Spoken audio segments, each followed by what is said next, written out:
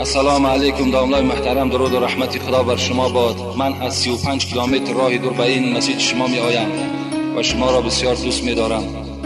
یک سوال دارم، میگویند که کور دشمن خداست و کر دوست خداست. آیا اینها را خدا خودش کور و کر نکرده است؟ البته در مقال ما و شما هست که کور دشمن خداست و کر دوست خداست. لیکن این را ما و شما میتونیم از سوره انفال، خدا میگه استعیذ بالله ان شر الدواب عند الله الصم البکم الذین لا یعقلون.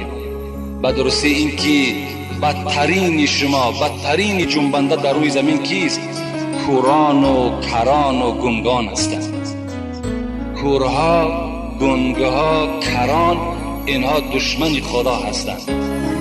حتی در سوره دیگر چی میگه؟ در سوره اعراف آیت 179 میگوید اولئک کالانعام بل هم اضلوا اولئک هم الغافلون. این کورها، این گنگها، این کران از حیوان هم دیده پستر هستند. اینا طایفه غافل ها هستند. لکن مقصد از این کور و کر و گنگی که در بین ما و شما زندگی میکنند اینها نیستند. کوران کسانی هستند که حقیقت را میبینند و پیرو نمیشوند. گنگها کسانی هستند که حقیقت را میدانند و نمیگویند.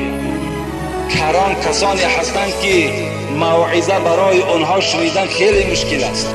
گپ حق را شنیدن نمیخواهند. اینا کران هستند.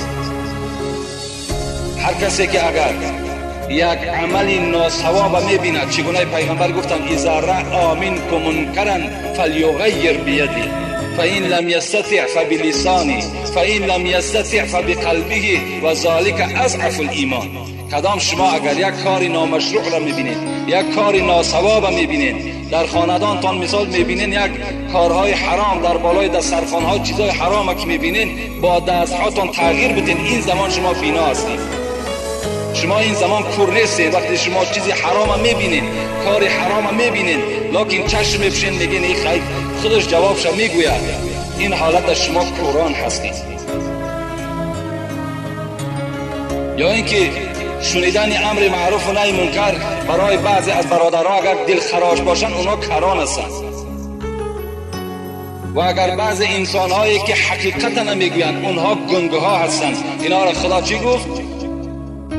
اولئک کالانعام، اینها حیوان هستند. بل هم اضلوا، حیوان هم خوبتر از خدا، از حیوان هم دیده پستر هستند. اینا کرها و گنگها و کوران.